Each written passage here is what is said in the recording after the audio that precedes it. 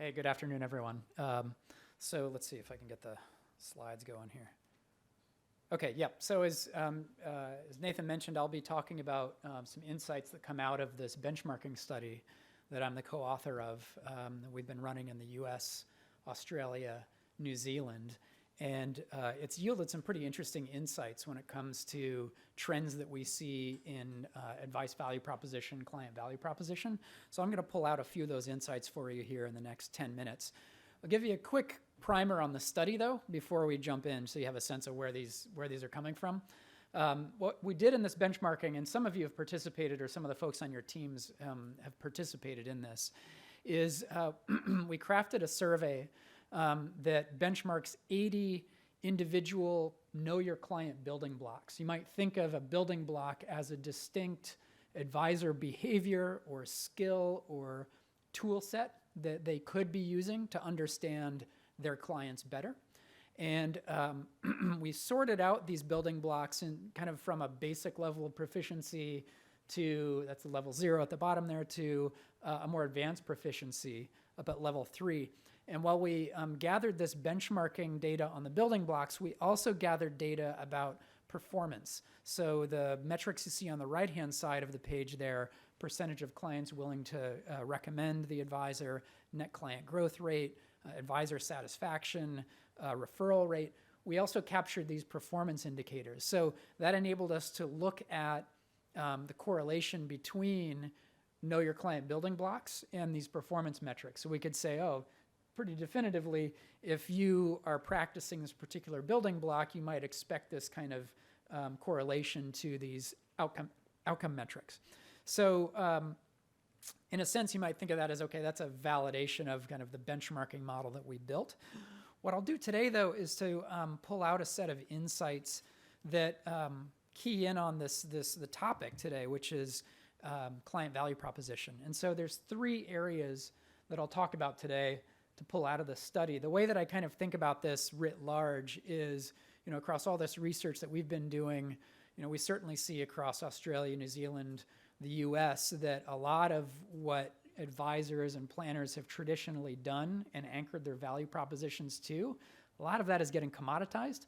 So investment management, funds management, trading, all that stuff. Over time, that march of commoditization with technology and so on is going to continue to kind of compress margins on those kinds of activities. And so the way I think about this is a little bit, how do you survive the flood?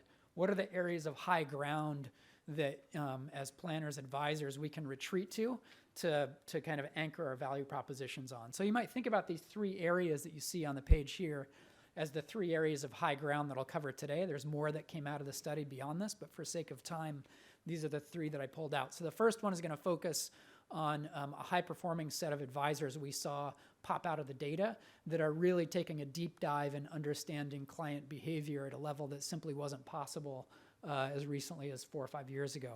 The second area we'll take a quick look at is how some advisors are expanding the scope of the value proposition to engage the whole family unit of their clients more fully from the get-go.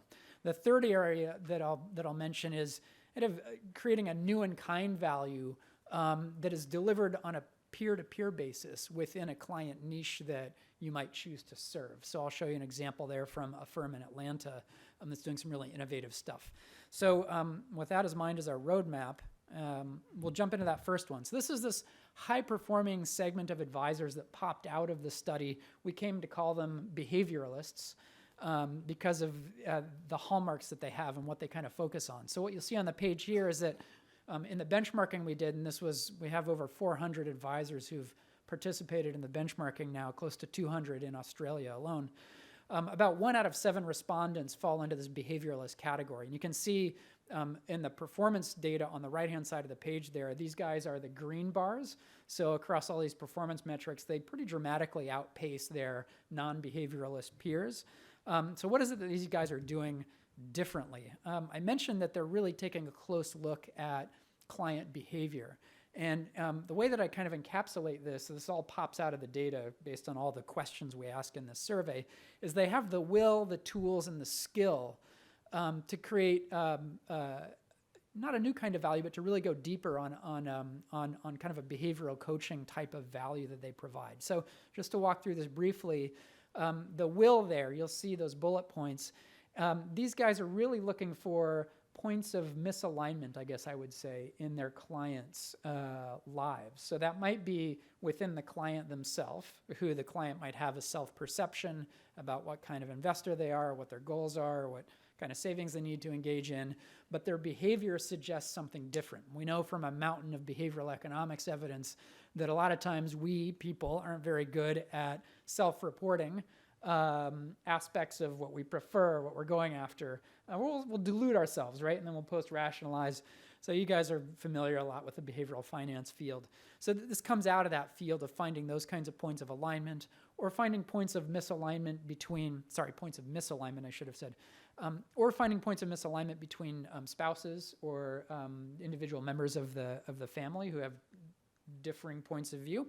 Oftentimes one will suppress those differing points of view, so surfacing those and actually embracing those and sort of creating value out of those. So that's the will part of this. These behavioralists are actively looking for these points of misalignment. You might think to yourself, well, that sounds kind of like a life coach a little bit, right? So what's new here?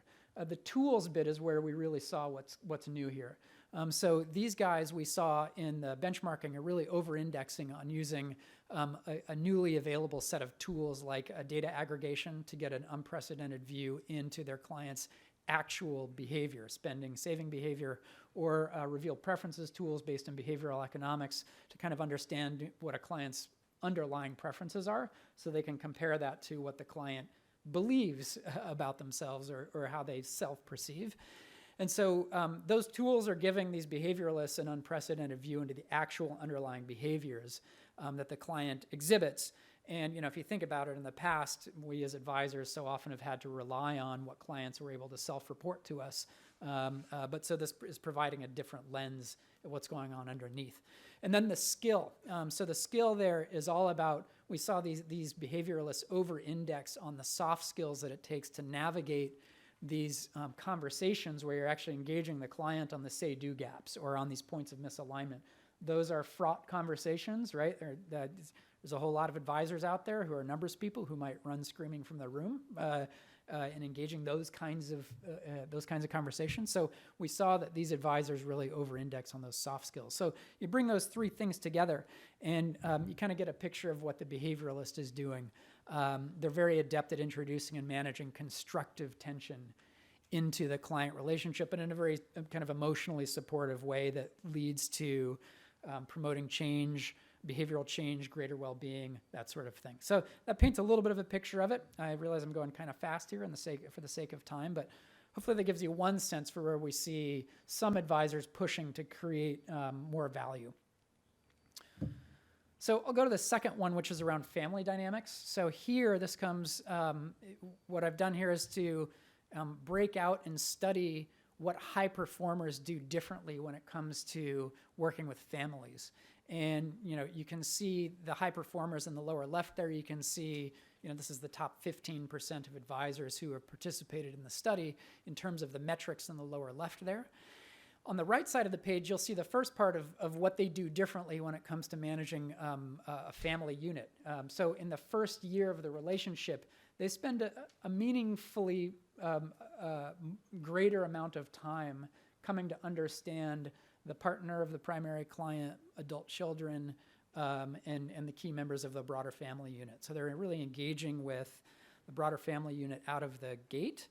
And then what they're engaging them on also appears to be a bit different. So if you look at the green bars there, they're really pushing the boundaries and engaging the broader family unit around aging issues, talking about legacy or wealth transfer, conversations around aging, important transitions in aging that might be, when the primary client who might be approaching retirement or heading into retirement stops driving, these kinds of long-term care entry, these sorts of conversations, really embracing those. So we see that as another potential high ground that's popping out of the study, that we see some advisors creating value by engaging the broader family unit in these ways from the get-go.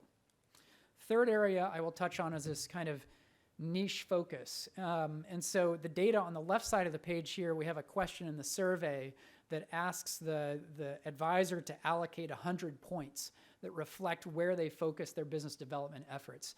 And what we saw in the high performers versus low performers here is the dark blue bar, the high performers allocate considerably more effort to particular niches of clients. So, that could range from, you see the list on the right there, divorced women and widows, to airline pilots, to professional bass fishermen, believe it or not, in the US.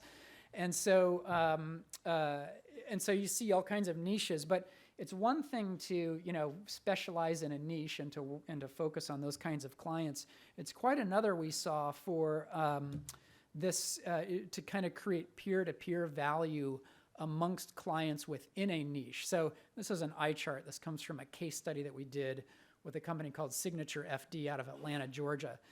What they're doing is taking this nicheification to the next level. They've got these different, Signature Exec, Signature Law, Signature Pro, if you see those kind of in the middle of the page there. These are distinct niches they're serving, and they're getting these niche communities, or building niche communities, and getting these folks together and facilitating value exchange within that peer group.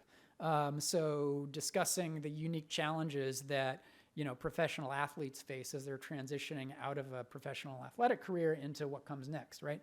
And really creating value or setting it up so that those niches can create value for themselves on a peer-to-peer basis. So they can share the challenges they face. They can, they're doing what you guys are doing here today. They're sharing best practices, how they manage their personal brands, whatever is unique to that niche. And so Signature FD has really taken this, and they believe this is a core pillar of their value proposition, is creating this peer-to-peer value for client niches. So we're actually running a webinar with these guys on April 3rd for the Australian market. It's at 11 a.m. Sydney time.